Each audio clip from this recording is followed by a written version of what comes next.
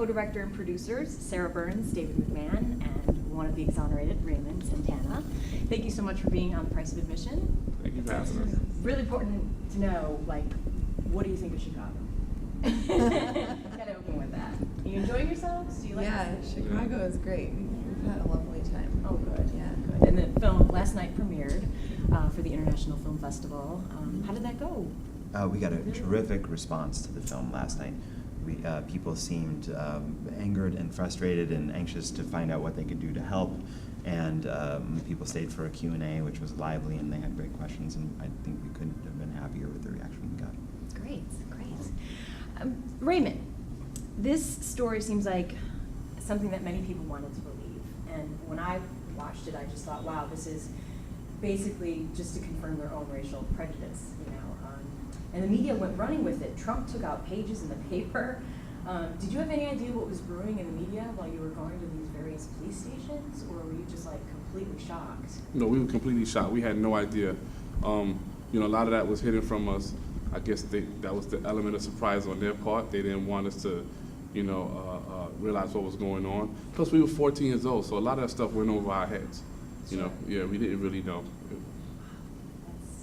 crazy. What's the first thing you did when you got out for good?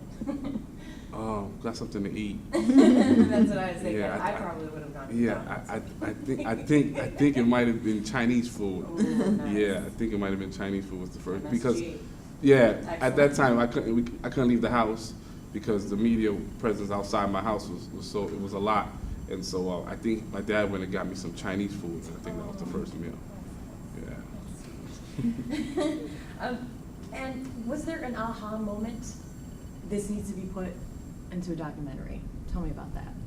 Well, I've been working on telling this story for a long time. It started as a project in school. I wrote my undergraduate thesis about the case and the media coverage of the case back in 2003. And that's when I first met Raymond and Kevin that year, and then I went back and started to work on a book. And so I spent 5 years writing a book about the case.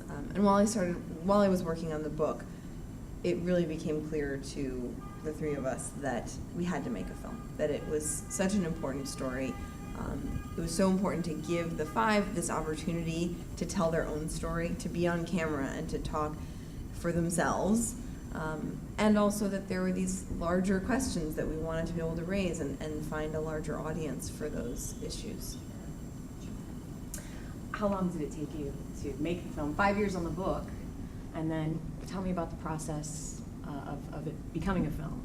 It was, probably 2 years really in production from the time we had shot a couple of interviews with the mayors, Koch and Dinkins, and then it was on the shelf for a little bit. And Raymond has, for years now, been involved in a civil suit with the city of New York over the case, and so there were some questions about when the timing might be right to be able to interview Raymond and the other four.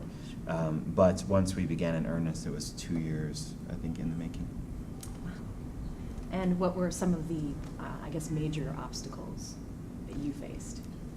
Well, the most significant obstacle was getting access to all the parties involved in the case, and we were never able to get the police and prosecutors to sit for interviews, which was endlessly frustrating to us, and we repeatedly asked them.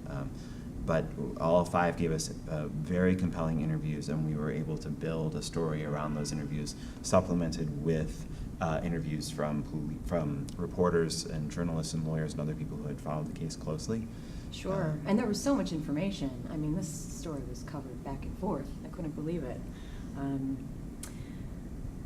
Raymond, tell me about your life now. Tell me what you love most about your life right now, besides freedom, of course. Besides freedom's the obvious, right? Well, for me, spending time with my daughter, being a parent, is wonderful for me because it just shows that my life is moving other than TV. Well, thank you so much for being here. The Central Park 5 opens in Manhattan on November 23rd, and select theaters after that. I'd like to thank my guests, Sarah Burns, David McMahon, and of course Raymond Santana for being here. Thanks for watching The Price of Admission, and check us out on YouTube, youtube.com/thepriceofadmission. See you next time.